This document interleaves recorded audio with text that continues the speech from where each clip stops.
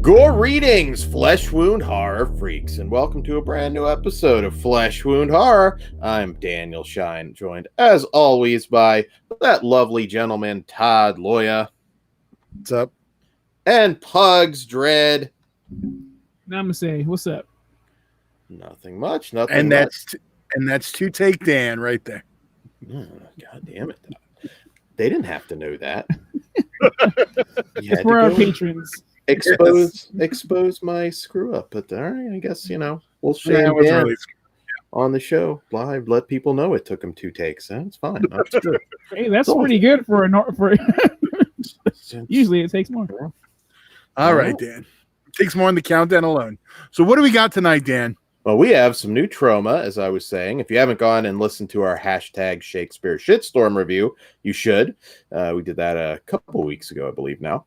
But we got some more for you, and that is SLASHENING, The Final Beginning, from director Brandon Bassam. And this one follows 5 years after the SLASHENING, 22-year-old Madison Santangeli moves to Brooklyn to start a new life in the wake of her father's suicide. But a series of murders committed by a familiar mass killer starts happening around her. Is it coincidence, or is somebody trying to send a message? All right, so SLASHENING, Final Beginning. I'll get right into it. So I saw the SLASHENING probably a few years ago. I know it was paired on Blu-ray with Feartown USA, I believe it was. Yeah, it's Brandon's first film.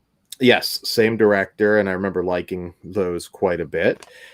So kind of excited to see this. All right, so this one... that's not a good thing the way he said that, so... What? Continue, Dan. I feel like negativity... There's no negativity. I love this movie. Do you want me to make it simple? I really like this time. No criticisms. Well, but goddamn, assuming what Dan thinks. Assuming what Dan thinks. I don't get it. What did sound good? I didn't fucking say anything. God damn. To be fair, Dan has shit on everything we've liked lately. So I look at him. We can't hear it. This is the best Dan's ever looked. Okay. Yeah. I know. I'm sorry, Dan. No, I was just. It just felt like a butt was coming. Is all I was getting at. I'm glad there's not one. There's not Dan, a butt coming. You don't have to wide eye and squeaky voice. I just thought a butt was coming. This isn't. I'm not fucking Sir Mix-a-Lot. There are no butts coming. I love High Pitch Dan. This is my favorite Dan so far. God damn. Well, fuck. I guess I'll just give it a shitty review now, Todd. Take 3? Since you read my mind. God damn it. Yeah, I do feel like I want to take 3 now.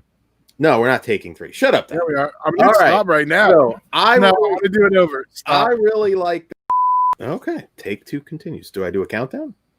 Just fucking start. All right. Start. I'll do something. Just fucking start. I just started, you dumb fuck. All right, so the SLASHENING, Final Beginning.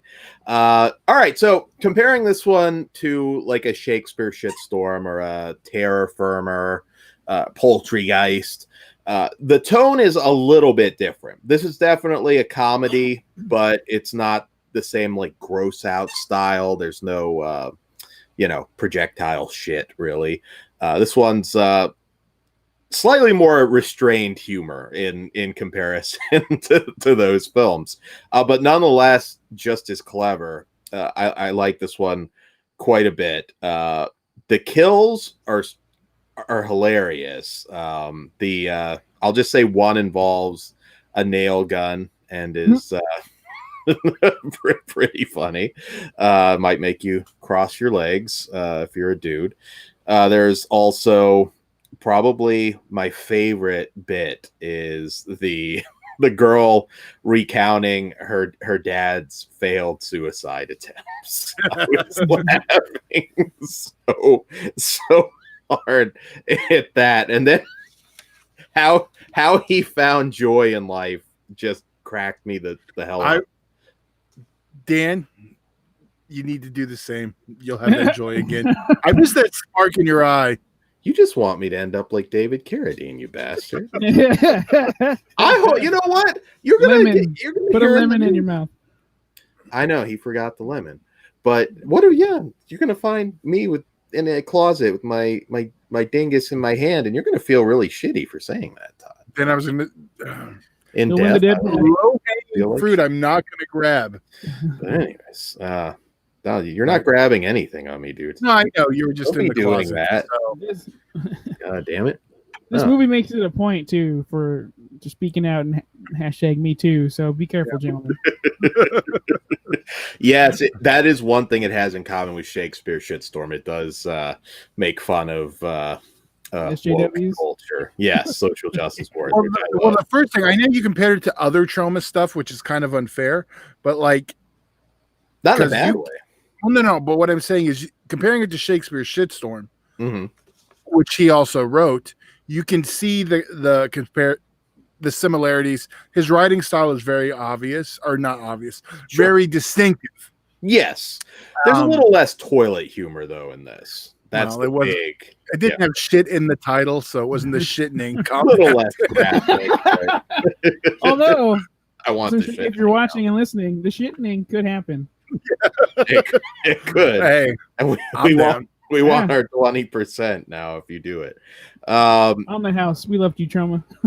Oh, and Lloyd, if your attacker is a man, punch him in the dick. What if he's a woman? And so on and so on. I want to say something, damn it. What did you think, Pugs? This one made me laugh quite a bit. Dude, I was laughing my ass off. This movie's a goddamn ball.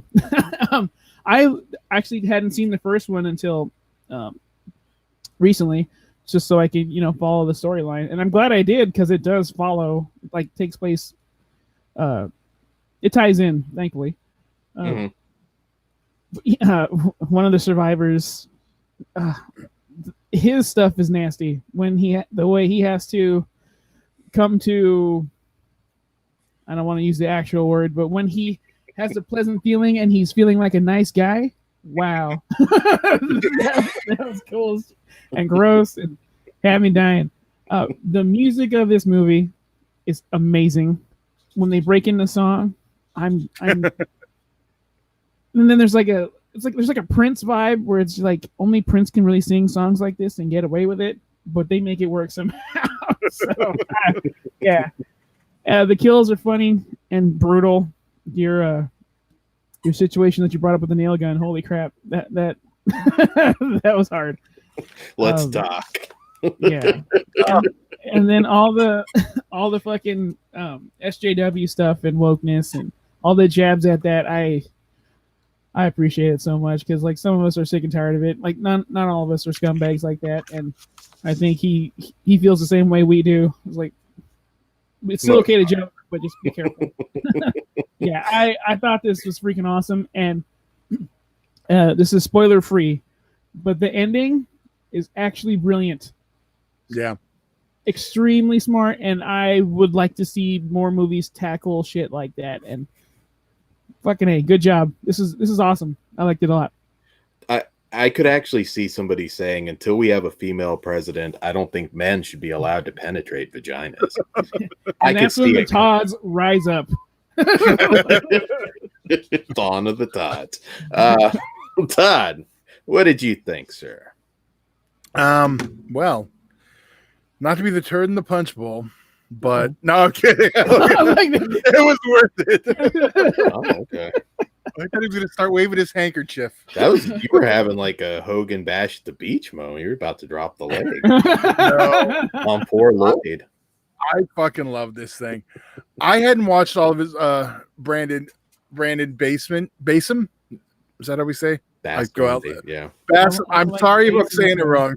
Sorry, kind of a cool name. Because I'm going to tell you right now, he's moved up to one of my favorite writer directors with this stuff. Because I hadn't watched his other, like I watched the SLASHENING for the first time, and his first film, Fear Town, USA, which I fucking love too. I mean, I need to check that out. Yeah, if you like the other stuff, you'll love it too. But this film in particular, man, it's the writing smart, the characters are smart and fun, everything about it. I mean, if you want a serious horror film, it's going to miss the mark for you. But if you want a fun, it's a horror comedy. I mean, Oh yeah. but yeah, this is definitely. I don't want to say because I really love a Shakespeare shitstorm, but it's probably one of my favorite Troma movies in the last decade. This is definitely. It's really cool that they've had back-to-back, in my opinion, big winners. Yeah, I just don't. I'm curious how much, because this is technically from Annam Films, and I think Lloyd was just a producer, so I don't know if it's technically a Troma film. Actually, it's not. I mean, it I don't know. This is a weird one. I wish we had that exact information. But if you're distributing it, Lloyd's in it. Sometimes it's a very, To be fair, you can't use the Lloyd thing for. He's in anything he's asked, so that's not a real good point. Guardians of the Galaxy is a Troma movie then, and that's cool to me. I want it to be a Troma movie. I want Rocket to cornhole a blind chick. It's got to happen now. One episode. That's all I want. One fantasy booking free episode. Don't make me do take 4. I'm going to stop again on this. To his point, though, Todd, tell me you wouldn't pop if Toxic Avenger was in the background. He should have been in wherever Howard the Duck was in. What was that place called? Oh, the Collectors. Yeah, I forgot what the ship's called, but yeah, I agree. Amazing. Todd would just be sitting there, just like fangasm in the theater. Leonardo meme. Yeah. You think I didn't when Lloyd showed up? I was literally the only person in the theater making audible pop. Yeah, but that's not a complete surprise with the director. If Toxie showed up, I'm gonna. Yeah, it would. Then by the same logic, it wouldn't be a surprise because of the director either. Well, yeah, I guess. I don't know, Todd. I'm just saying you might be requesting a towel from concessions. What's the killer's bag face name? I don't remember. Does he have a is that person named? That's a good question. I don't think burlap sack guy. I just sackhead. There you go. I like Sackhead. So Sackhead. The Sackhead showed up in one of those movies. That'd be pretty cool too. Yeah. The third one's got to be called Sackhead now. I would love for there to be a third one. I really hope that there is. Yeah. No, I agree. I wasn't.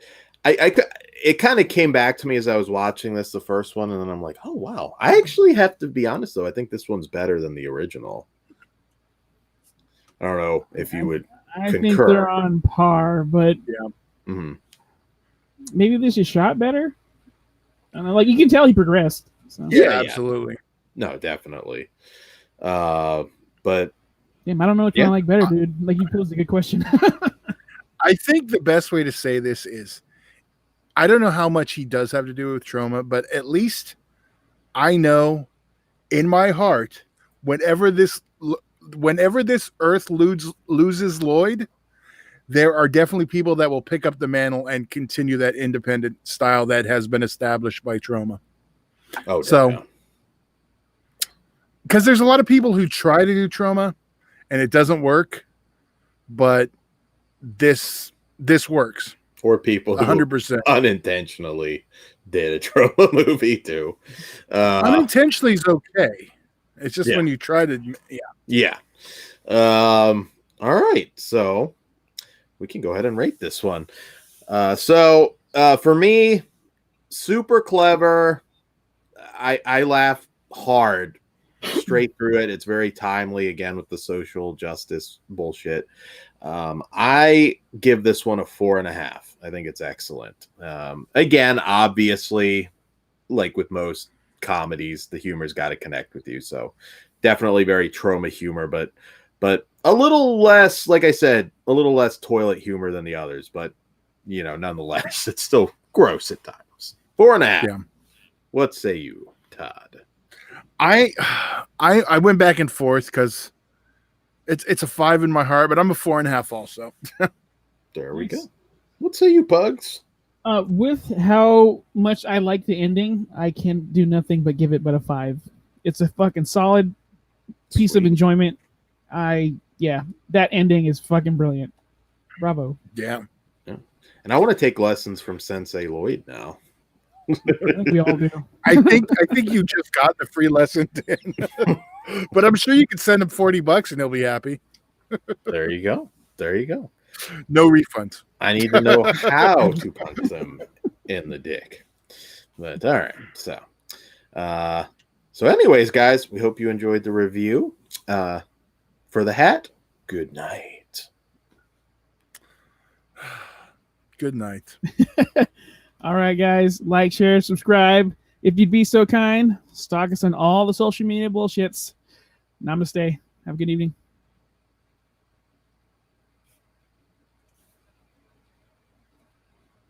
See, I had something clever to say, but I don't know. I was gonna make a fappening joke for Dan, but I thought Eh. you said you said it masturbate, again. you don't fap. So. It was free. no, I know that's why the fappening joke would have been for you, Dan.